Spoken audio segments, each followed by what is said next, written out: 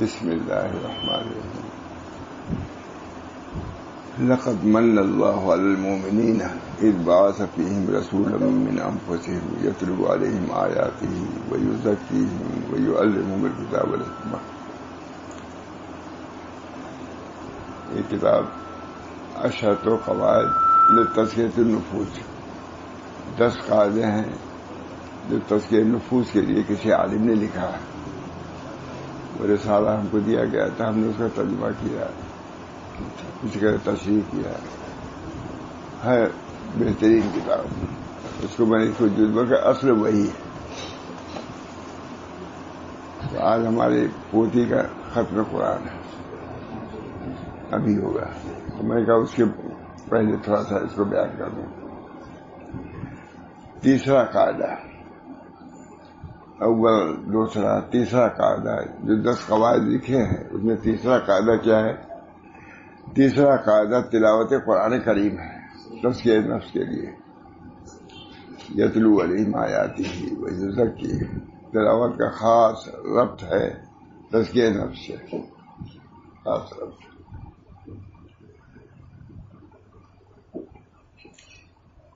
آیت فرماتے ہیں تیسرا قاعدہ تلاوت قرآن پاک ہے جو تزکیہ اور اصلاح نفس کا سرچشمہ ہے. عربی مستدل. تیسرا قاعدہ تلاوت قرآن پاک ہے جو تزکیہ اور اصلاح نفس کا سرچشمہ ہے. تلاوت، اللہ ہم سب کو توفیق دے. ہمارے حضرت ماں صاحب صلی اللہ صاحب کے آخر میں تو صرف تلاوت ہی تلاوت، چاہے ماں عبد الماجد دریا بادی ہوں، چاہے مانا علیمیہ ہوں، چاہے قائد طیب صاحب ہوں، بس تلاوت. ماں عبد الماجد دریا بادی نے لکھا بھی، ایک تخت پر بیٹھے اور تلاوت کو بدلنا شروع کر دیا اور فرمایا کہ یہ حقیقت تو قرآن کی تفسیر اس میں بڑے موقع سے انہوں نے یہ کہا، ان مطلب ہماری توجہ ہو گئی اس کی طرف. ماں عبد الماجد دریا بادی نے اخیر میں بس تلاوت کلام اللہ فرماتے تھے. حضرت شیخ الہند اسیر والدہ جب تشریف لائے تو اپنے شاگردوں کو جمع کیا. شاگرد کون؟ محمد جی، ماں شبیر احمد عثمانی، سب. کہا میں جیل کی تاریکی سے تنہائی سے یہ سمجھ کے آیا ہوں جو آپ لوگوں کے سامنے بیان کرتا ہوں. پہلی چیز ہے کہ قرآن پاک کی طرف توجہ کیجیے. اسیر والدہ قرآن پاک کی طرف. دوسرے، مسلمانوں میں اتحاد اتفاق کی طرف توجہ کیجیے. دو ختم. اسیر والدہ قرآن پاک کی طرف توجہ. جو انہوں نے لکھا بھی تفصیل لکھائیے گا. اللہ تعالیٰ ہم سب لوگوں کو توفیق. عام طور سے مشہور ہے بہت، اسے حضرت بھی بیان کرتے تھے کہ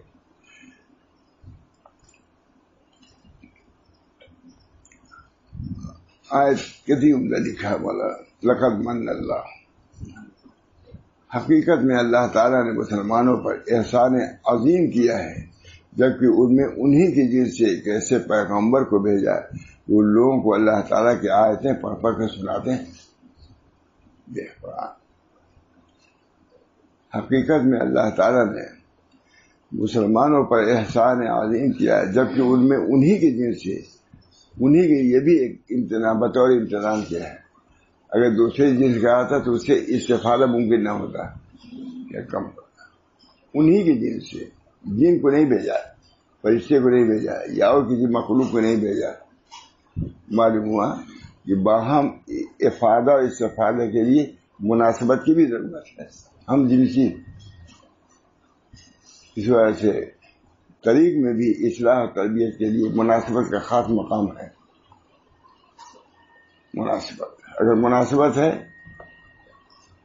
امام غزالی نے لکھا ہے کہ مناسبت کے معنی یہ ہے کہ جس سے تعلق ہو اس کی ہر بات آپ کو پسند آئے، یہ مناسبت ہے. کھٹک نہ پیدا ہو. اگر کھٹک بار بار کسی تو ہمیں مناسبت نہیں. ہم رنگ ہو جاؤ، ہم ذوق ہو جاؤ، ہم مسلک ہو جاؤ. استفادے کے لیے اس کی ضرورت ہے، ہم جنسی مناسبت. بہت سے لوگ ہیں مناسبت نہیں ہوئی الگ ہو گئے. حضرت تھانوی کے ہیں بہت سے لوگ گئے مناسبت نہیں ہوئی الگ ہو گئے. نہیں گئے جلدی. ایک آدمی نے لکھا عربی میں خط وہاں تھانوی کے ہیں بہت عمدہ لکھا. پھر تعلق پیدا کرے. کہا دیکھیے مفیز کو مستفیض سے الگ ہونا چاہیے. مفیز کو مستفیض سے آپ عربی لکھنے میں قادر ہیں، میں قادر نہیں، اس میں میں آپ کی اصلاح نہیں کر سکتا، معذور ہوں آپ اس کا. تو سمجھے کہ عربی میں جو لکھا ہے وہ اس لیے اپنی بزرگی اور اپنی استعداد کو ظاہر کرنے کے لیے. آپ سنا مفیز کو مستفیض سے اعلیٰ ہونا چاہیے. آپ عربی لکھنے پر قادر، میں قادر نہیں ہوں، اس وجہ سے مجھ سے آپ کی اصلاح نہیں ہو سکتی. اب دوسری اعتراض کر لیجیے. عربی تو تھوڑی سی بات ہے، سمجھے کہ یہ اس لیے ہے تاکہ اپنی قابلیت کا اظہار کریں. یہ اس قسم کی چیزیں ہوں گی. ایک صاحب گئے، حضرت نے فرمایا کہ بھائی آپ رہیے. کہا میں قیام کرنا چاہتا تھا. ٹھیک رہیے، مگر اسرائے قیام میں مخاطبت نہیں ہونا چاہیے. مخاطبت اب علماء بات کر اس نے وہ بول دیے. حضرت تھانوی نے کہا کہ آپ سے کیا معاہدہ؟ آپ کہا حضرت میں بھول گیا تھا. کیا نہیں تشریف لے جائیے. کہا میں بتلاؤں گا. کہا بتلائیے. وہاں تو سب اسی صاف معاملہ ہے. کہا یہ لوگ جو گفتگو علمی کر رہے تھے تو میں اس لیے بول دیا کہ لوگ یہ نہیں سمجھے کہ میں جاہل ہوں، اپنے علم کے اظہار کے لیے میں بولا تھا. کہا میری یہی تجویز تھی، بچ گیا.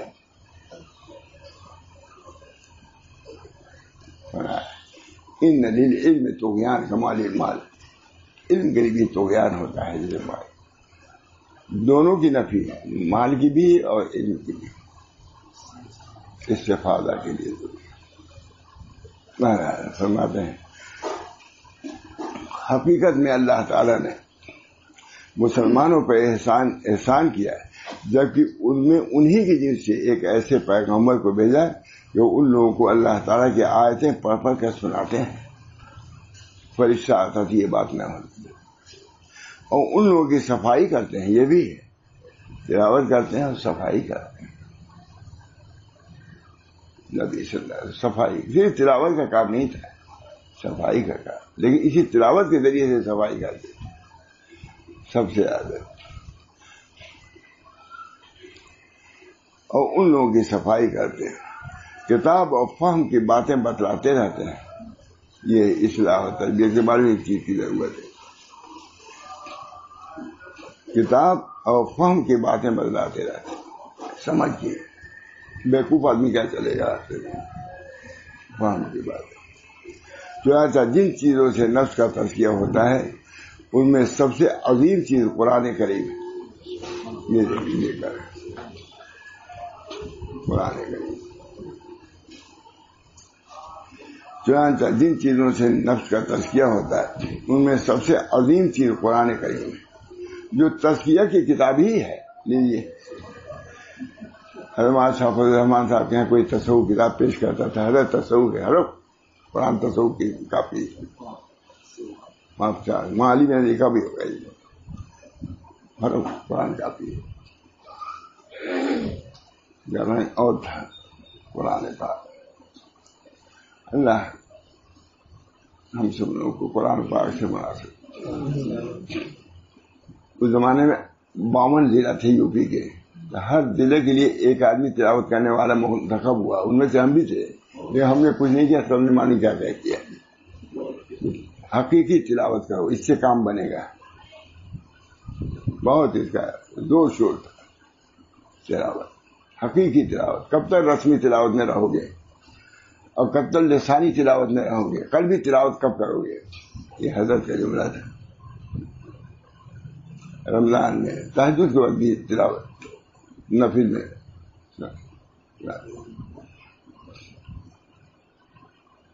فانی کا اثر ہوا. سب سے نہیں کہا مجھے ارشاد سے سرکار کی. اس سال میں نے تلاوت بہت کیا تھا, شاید اس کا میرے دماغ پر اثر ہو گیا. اخیر میں تلاوت ٹہلنے تو جاتے ہی تھے. رمضان میں 2 مرتبہ جانے لگے تھے, رکشے سے جاتے تھے, گھوم گئے. کہاں میں تفریح کے لیے تو نہیں جاتا ہوں, میں تلاوت کے لیے جاتا ہوں. کبھی ہم لوگ باہر آئے چنانچہ جن چیزوں سے نفس کا تزکیہ ہوتا ہے ان میں سب سے عظیم چیز قرآن کریم ہے, جو تزکیہ کی کتاب ہی ہے.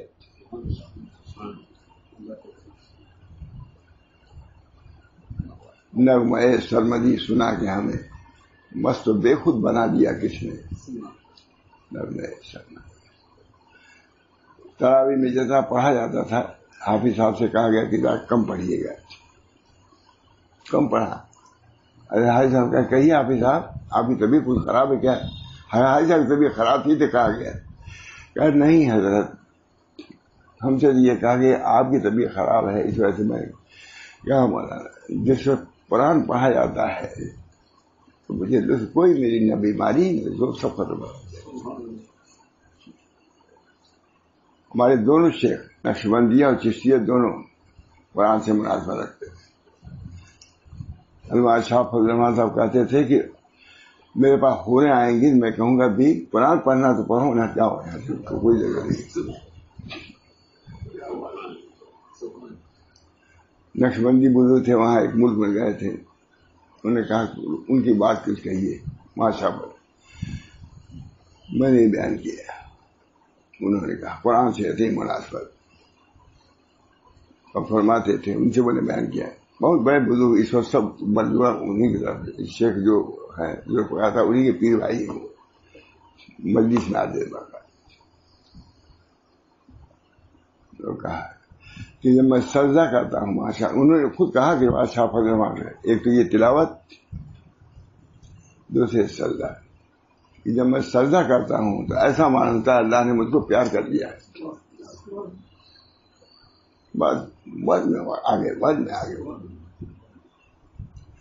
یہ سب مقامات ہیں مولانا. ایک سجدہ ہم لوگوں کا ہے. اچھا بات ہے,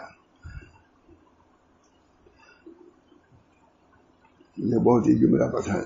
جہاں جن چیزوں سے نفس کا تزکیہ ہوتا ہے ان میں سب سے عظیم چیز قرآن کریم ہے, جو تزکیہ کی کتاب ہے. اس کا منبع سرچشمہ اس کی اصل ہے. تزکیہ کا منبع سرچشمہ اس کی اصل کیا ہے؟ قرآن ہے. لہذا جو شخص اپنے نفس کا تزکیہ چاہے تو اس کو چاہیے کہ وہ اللہ تعالیٰ کی کتاب میں تلاش کرے.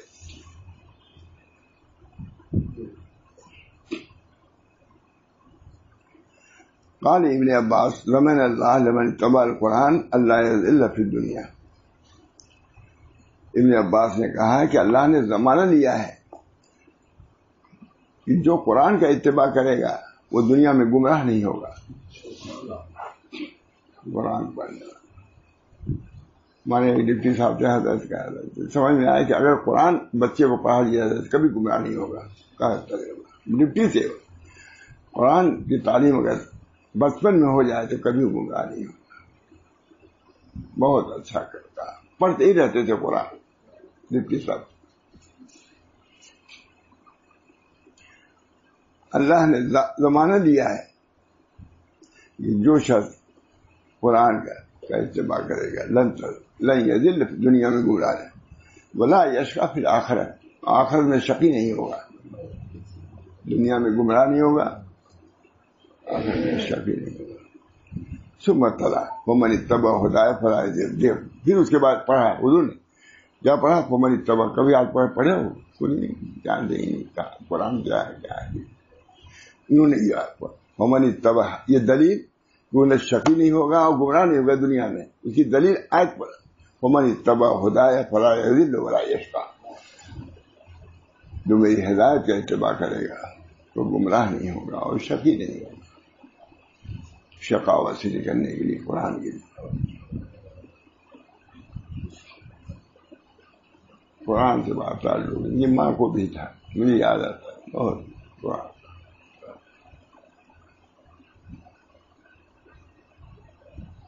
میں نے ان کے وفات کے بعد پوچھا کہ تمہارے ساتھ کیا معاملہ ہوا ان کی ماں سے. کہا معاملہ اس دروازے سے آئے آدمی. میں ڈر گئی. انہوں نے پوچھا کچھ مجھ سے پوچھا. میں نے کہا میں سورہ یاسین پڑھ کے آئی ہوں. بس مجھ کو چھوڑ دیا. ان کی ماں نے کہا میں سورہ یاسین پڑھ کے آئی ہوں.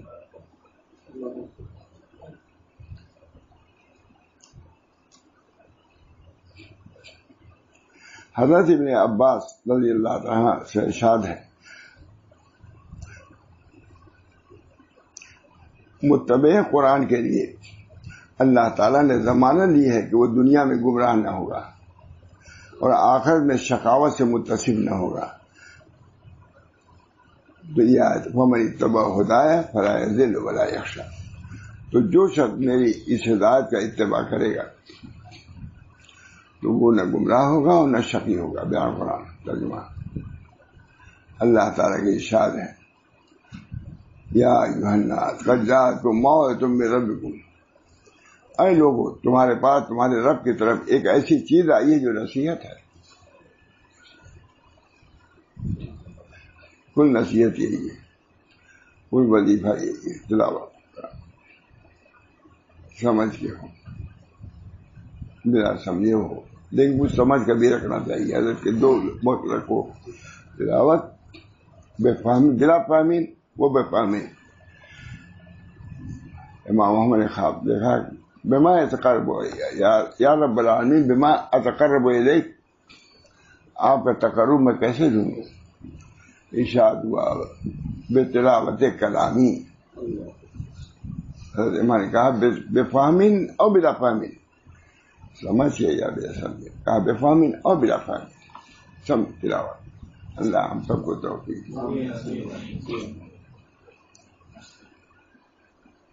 اے لوگوں تمہارے پاس تمہارے رب کی طرف سے ایک ایسی چیز آئی ہے جو نصیحت ہے, اور دلوں میں جو روگ ہیں ان کے لیے شفا ہے, اور رہنمائی کرنے والی ہے, اور رحمت ہے ایمان والوں کے لیے. بیان قرآن ترجمہ کرتے ہیں. قال ابن قیم القرآن هو الشفاء التام من جميع الادواء القلبیۃ والبدنیہ وادواء الدنیا والآخرہ. ابن قیم نے کہا کہ قرآن شفا ہے, شفا تام ہے تمام بیماریوں, چاہے خواہ قلبی ہوں یا بدنی ہوں, اور دنیا کے بیماریوں میں سے ہو یا آخرت کی. تو ابن قیم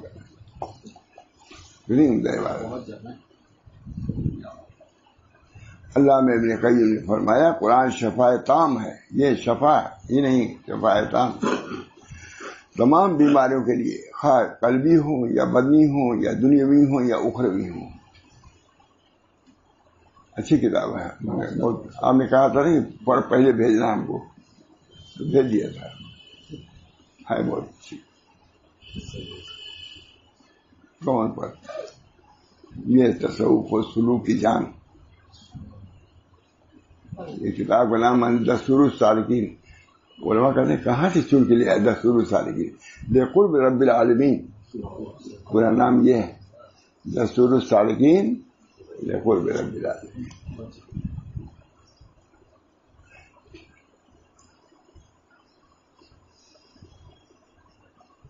نیز اللہ تعالیٰ نے ارشاد فرمایا الذین آتیناہم الکتاب یتلونہ حق تلاوتہ اولئک یؤمنون بہ. جن لوگوں کو ہم نے کتاب دی بشرطے کہ ان کی تلاوت کرتے رہے جس طرح کی تلاوت کا حق ہے. لکھا ہے کہ تورات انجیل کو ذہبوہا سنہرا بنایا, لکھوایا, لیکن اس کے عوامر پر عمل نہیں کیا, نواہی پر منسوخ ہوئی, کتابی منسوخ کر دیا. سنہرے حروف سے لکھوایا, علامہ کشاف نے لکھا ہے سنہرے حروف سے لکھوایا چالی, لیکن اس کے عوامر پر عمل نہیں کیا, نواہی سے اجتناب کیا. اللہ نے منسوخ کتابی منسوخ کر دیا.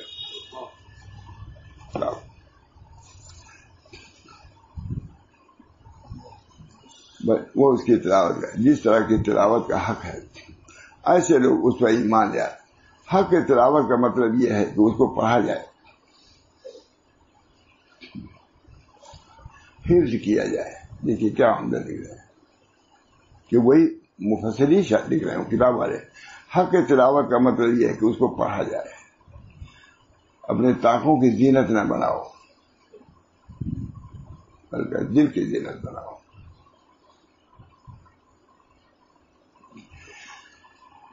اس کو پڑھا جائے, حفظ کیا جائے, اس کو سمجھا جائے. مکتوب رب العالمین, امام غزالی لکھتے ہیں کہ قرآن پاک مکتوب رب العالمین کا مکتوب ہے.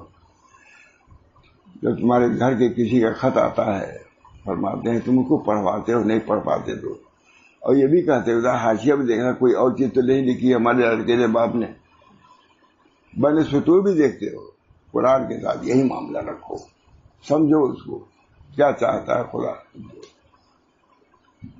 مکتوب ہے, مکتوب ہے رب العالمین, یہی لفظ ہے.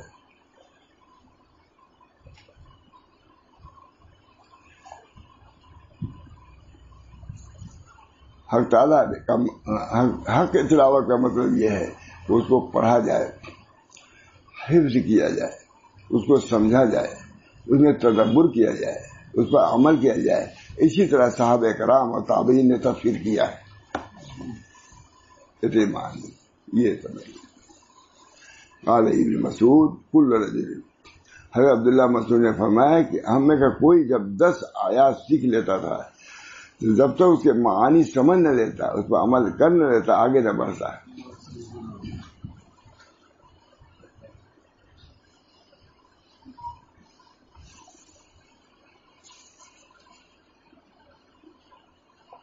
بہت لکھا ہے.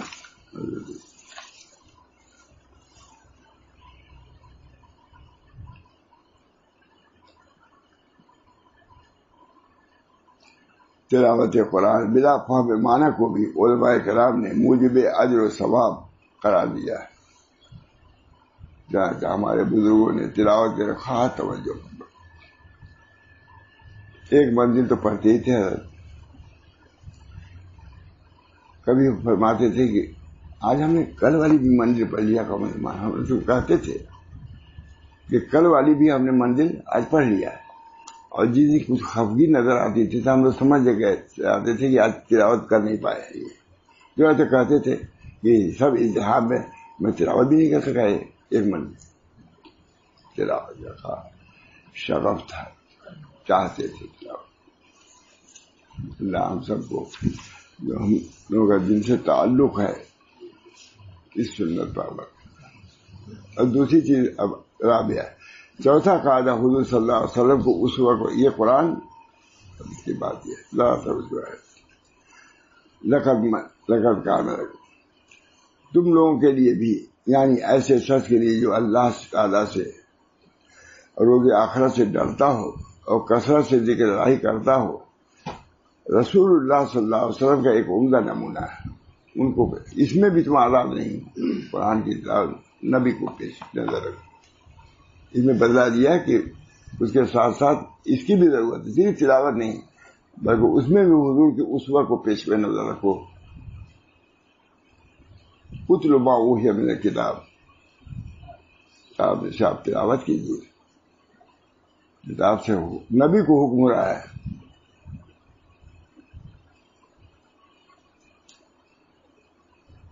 بہت بات تقرب بین اللہ, اترما صاحب بجائی لکھتے ہیں اترما تقرب بین اللہ, اللہ کے تقرب کے لیے تلاوت کرو. وہ تحفظ الفاظ ہی, اس کے الفاظ کے تحفظ کے لیے تلاوت کرو. وہ تسنن بسنت النبی صلی اللہ علیہ وسلم, حضور تلاوت کرتے تھے اس نیت سے تلاوت کرو کہ حضور یہ ہے. ہمارے حضرت آگے بڑھا, وہ تلذذ بقراءتہ, اس کی قرات سے تلذذ کے لیے یہ میں نے کہا. وہ تسنن بسنت, حضور کی سنت تلاوت اس نیت سے کرو گے کہ تلاوت کا شرف الگ اور حضور کی اتباع کا شرف الگ. اللہ تعالیٰ سب لوگوں کو قرآن پاک سے صحیح تعلق پر. ہمارے بزرگوں کا طریقہ رمضان میں خاص معمول تھا. ہم میں سے کسی نے پوچھا حضرت خالی تلاوت کریں تو وہ ذکر جو کرتے ہیں ہم لوگ چھوڑ دیں. حکیم اجمیری نے پوچھا تھا حضرت قرآن پاک کی تلاوت مجھے سکھایا کہ بہت تلاوت بہت کرتے تھے کہ میں میری تو انہوں نے پوچھا کہ حضرت تلاوت کرتا ہوں، حافظ تھے، کیا پھر ذکر کا نہیں ذکر کا الگ ہے، ذکر کی کیفیت الگ ہے، تلاوت کی الگ ہے، اس کو چھوڑیے نہ بڑی معلومی ہوگی. یہ تلاوت جو ایسے ذکر اللہ کا جو معمول ہے اس کو جاری رکھیے. حکیم صاحب نے کہا مجھے سکھا دونوں جاری ہے. جامعیت تلاوت میں کتنی ترغیب، لیکن جب انہوں نے یہ پوچھا کہا نہیں چھوڑیے گا نہیں، ذکر جو ذکر کر رہے وہ کرتے رہیے، اس کا بھی ایک شرف ہے، اس کے شرف سے معلومی ہو جائے گی. تلاوت کے شرف سے ملے گا، لیکن ذکر کا اس کے اللہ کا ذکر ہے، اللہ ولا ذکر اللہ اکبر. تلاوت قلبی فرماتے تھے کہ کم سے کم تلاوت قلبی کا یہ ہے کہ اس کو سمجھو کہ خدا کا کلام ہے. اکرمہ ابن مجاہد کتاب لیتے تھے اور کہتے ھذا کلام ربی، یہ ذکر کہ کم سے کم یہ سمجھو کہ خدا کا کلام ہے، یہ سمجھ کے چلو یہی تلاوت ہے. ایوب پیش کرتے تھے ھذا کلام ربی، یہ میرے رب کا کلام ہے. یہ تصور کرنا ہے یہ خدا کا کلام ہے، اس کی ہم تلاوت کرنے جا رہے ہیں، یہ بہت ہی عظیم شے ہے. قلبی کا مطلب یہ کہ اس کا استحضار ربط یہ خدا کا کلام ہے، یہ کسی اور آدمی کلام نہیں ہے، آدمی کلام نہیں ہے، خدا کا کلام اللہ تعالیٰ کا.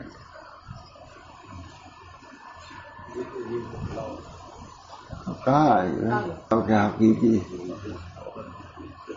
تک پہنچائے.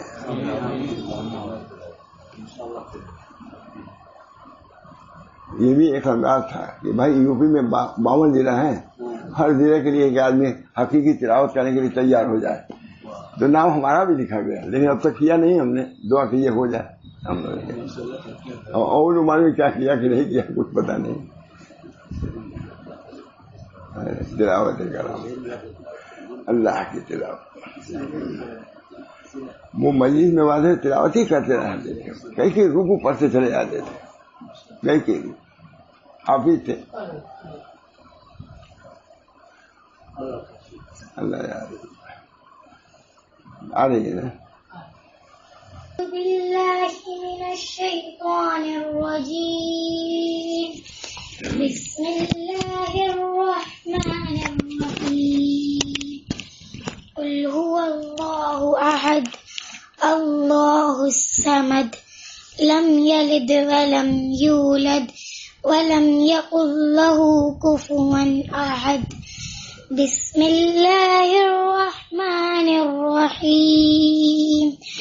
قل اعوذ برب الفلق من شر ما خلق ومن شر غاسق اذا وقب ومن شر النفاثات في العقد ومن شر حاسد اذا حسد. بسم اللہ الرحمن الرحیم. قل اعوذ برب الناس ملک الناس الہ الناس من شر الوسواس الخناس الذي يوسوس في صدور الناس من الجنة والناس. بسم اللہ الرحمن الرحیم.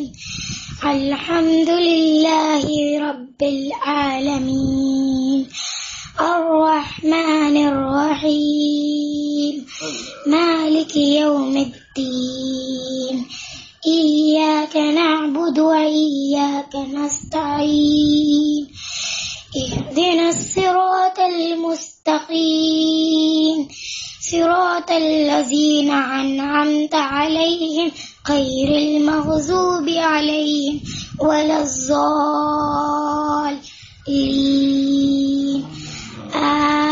آمین. بسم اللہ الرحمن الرحیم. الف لام میم ذلك الكتاب لا ريب فيه هدى للمتقين الذين يؤمنون بالغيب ويقيمون الصلاة ومما رزقناهم ينفقون والذين يؤمنون بما أنزل إليك وما أنزل من قبلك وبالآخرة هم يوقنون أولئك على هدى من ربهم وأولئك هم المفلحون إن الذين كفروا سواء عليهم أأنذرتهم أم لم تنذرهم لا يؤمنون ختم الله على قلوبهم وعلى سمعهم وعلى أبصارهم غشاوة ولهم عذاب عظيم صدق الله العظيم.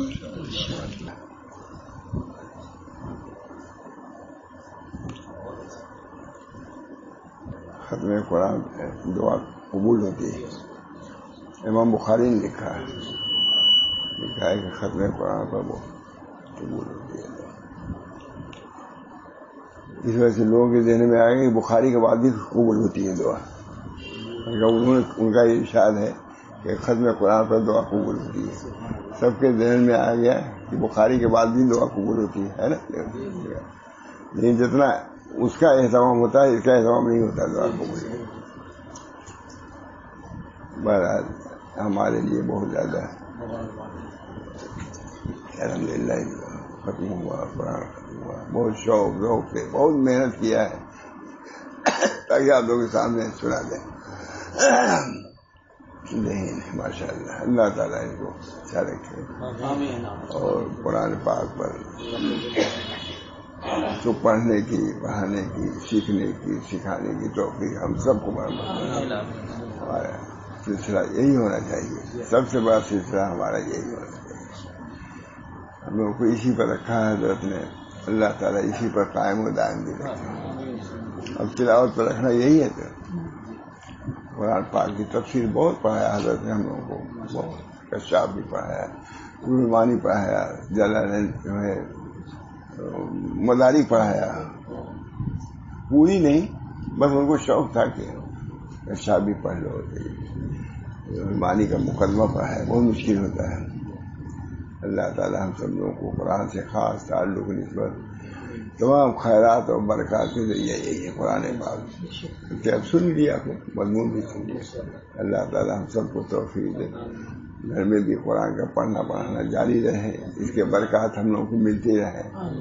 بہت شاباش شاباش شاباش. یہ ہمت کیا پڑھ بھی لی ہارے گا آواز.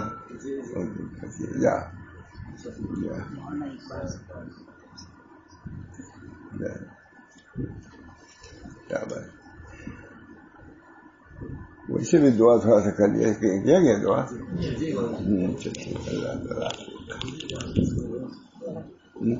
کیا ہاں درود شریف پڑھیں. اللہم صلی اللہ وسلم. اللہم اجعل القرآن ربیع قلبی وجلاء حزنی. اللہ تعالیٰ ہمارے قلوب کے بہار بنا دیے قرآن پاک کو. اس کے پڑھنے پڑھانے تلاوت سمجھنے سمجھانے کی توفیق مرحمت فرما. قرآن پاک کی خدمت کی بہت بڑی خدمت ہے قرآن پاک کی خدمت. اللہ تعالیٰ خیرکم من تعلم القرآن وعلمہ. یہ بہت مشہور حدیث ہے. اس کو ایسی اعتقاد بھی ہم کو آپ کو رکھنا چاہیے. یہ سب سے بہترین کام یہی ہے. علی گڑھ میں گیا تو اس پر میں نے بیان کیا کہ خیرکم پر غور کرنا ہے تعلم کہ بہتر ہمارا اعتقاد ہے کہ نہیں ہے کہ ایسے لوگ خیرکم ہیں. اسی طرف توجہ کرنے کی ضرورت ہے. ہمارا بہت بڑے مطلب ہے.